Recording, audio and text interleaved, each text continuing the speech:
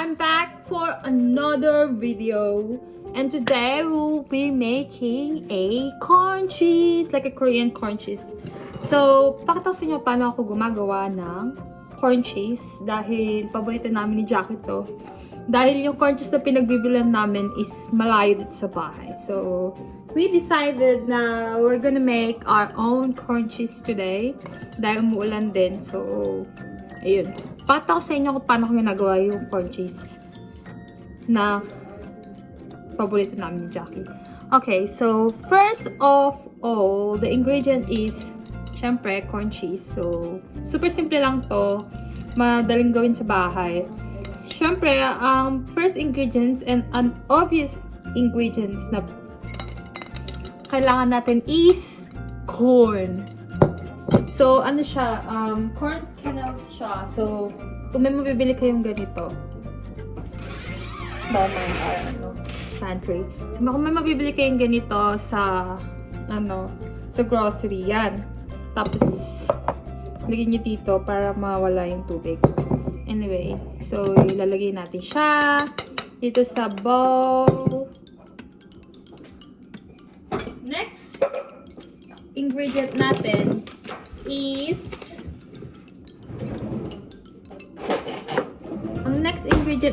is mayonnaise.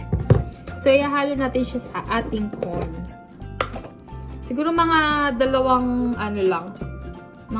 tablespoon. Yan. Ihalo natin siya sa ating corn. Next ingredient natin is asin. So, we need to put some salt. Konti lang guys kasi baka malat. Maalat kasi minsan yung cheese. May parang dami yung water. Parang mga pinch lang ganun. Next is ground black pepper. Yan, ground pepper, paminta. Tapos, next thing is sugar. Guys, mas gusto ko pag naglalagay ako ng sugar is madami. Hindi mo mas super dami. Mga tingnan namin na yung 2 tablespoon. Siguro, tansyahin nyo na lang kung gano'n nyo gustong katamis yung corn nyo. Next is, so, pwede gumamit ng kahit anong cheese, ng grated cheese. So, ang gagamitin ko ngayon is 4 cheese milk. So, ano na siya? 4 cheese na siya. Pero, normally ata yung ginagamit nila is mozzarella. Yan. Naka-grated na to. Yan. Tapos guys, hahaluin natin. So, pakita ko sa inyo. So guys, ayan na. So, hahaluin na natin lahat na ingredients na nilagay natin. Haluin lang natin siya. Ayan. Tapos, next step, kalas natin siya ihalo. Oh, wait. Haluin muna natin siya. Pala. Mamaya ko na sabihin yung next step para ano. Yan, ganyan lang siya. Like, super easy lang niyang gawin. Tapos, yung mga, mahal pa to sa ano. Magkano to, Jackie? Normally? Sa mga Korean, sa restaurant. Yeah. Medyo, well, hindi naman ganun kamahal, pero at least kung magagawa niyo sa bahay, super easy lang naman niya. Why not, diba? Tapos, at least hindi na kayo pupunta sa restaurant para lang kumain ng corn cheese. Yan. So, haluin natin siya. So, pagkatapos natin siya haluin, guys, ay kailangan pa pala natin ng butter. So, nakahalo na natin siya. Ngayon, iinitin na natin siya dito sa pan. Yan. So, kailangan natin ng butter. So, next step natin, guys, is lalagyan natin siya ng butter. Doon sa pan. Anong Tagalog ng pan? Caldero. Caldero ba yan? Hindi. I don't know what. Caldero. Ulit lang, guys. Caldero. Hindi, kawali. So, like maliit na kawali. So, ayun, nalagyan natin siya. Painitin natin yung butter. So, parang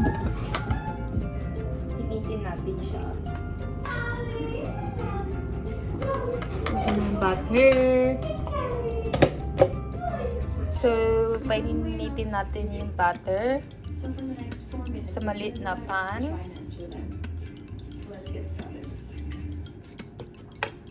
Yan, tapos pag medyo mainit na siya, mga medium ano lang guys ha. Medium na ano lang, init. So pag natunaw na yung butter niya, ilalagay na natin yung ano natin. Diba? Ay. Lagyan natin siya dyan. Ay, medyo makalat siya, te. Ayan. So, melt na natin siya.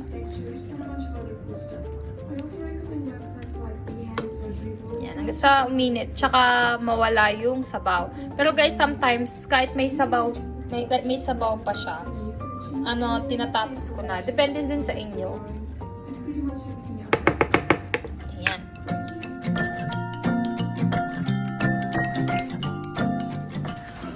So guys, dadagdagan natin siya ng cheese. Dahil gusto ko siyang dagdagan ng cheese. Nasa sa inyo yun. Kung gusto nyo dagdagan ng cheese. Pero ako dadagdagan ko siya ng cheese. Ayan.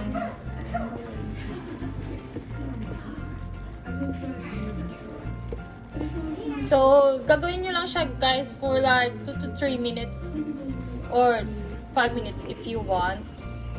Pero ako kasi pag medyo mainit na siya, okay na siya sa akin. So, ayan. So, medyo creamy na siya.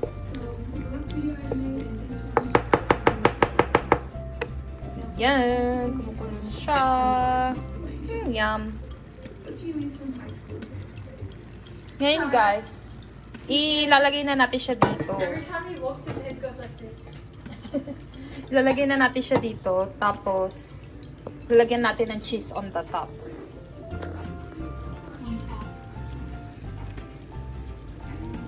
So guys, medyo okay na siya. Kumukulo na rin siya. So, ayun. Actually, pwede na siya kakainin eh. Pero, mas gusto ko pang dagdagan ng cheese. Okay. So, patay na natin siya. Oo. So, ay, kalimutan ko yan. Guys, ipi-preheat nyo sa oven na. Kung may oven kayo. Pero guys, kung wala naman kayong oven, so, pinreheat ko na. Ay, actually, kakabukas ko lang pinreheat. So, lalagay ko kasi siya sa oven. Kaya, pinreheat ko ng 250. Pero guys, kung wala kayong oven, okay lang. Kasi pwede nyo lagyan ng cheese sa top. Para, para maraming cheese. Pero ako, ilalagay ko pa siya sa oven para ma-bake siya. So, tapos na siya guys. Actually, pwede na nga siya kakainin. Pero, yun nga, ilalagay natin siya dito. Guys, pag nalagay siya dito. Abi, hawakan mo yung camera! So guys, pag nalagay na siya dito, Hey guys, I'm the videographer. take over. So lalagay natin siya dito. Oh, did you show the sign? Ano sign? That sign right there. Okay guys, pakita mo yung sign. Pakita mo yung sign. So si mama naglagay ng sign para wag daw natin gagamitin niya. Kasi lagi... Anyway, so ilalagay na natin siya dito. Ay, tapos guys, so pag nalagay na natin, yan, kailangan pantay. Pantay siya. Ayan kayo. Kailangan pantay siya. Tapos, lalagyan natin siya ng maraming cheese. Abi, huwag ka mag-experiment. Ayan, lalagyan natin siya ng maraming cheese sa top. Pakita mo. Ayan! Maraming cheese sa top. Ito. Ayan. Kayo nang bahala kung gano'n yung kadami cheese. Ay, baka nalaglag yung cheese. Tapos, so, pagkatapos natin siya lagyan ng cheese, lalagay na natin siya dito sa oven. At maghintay tayo ng 5 to 10 minutes. Cleo.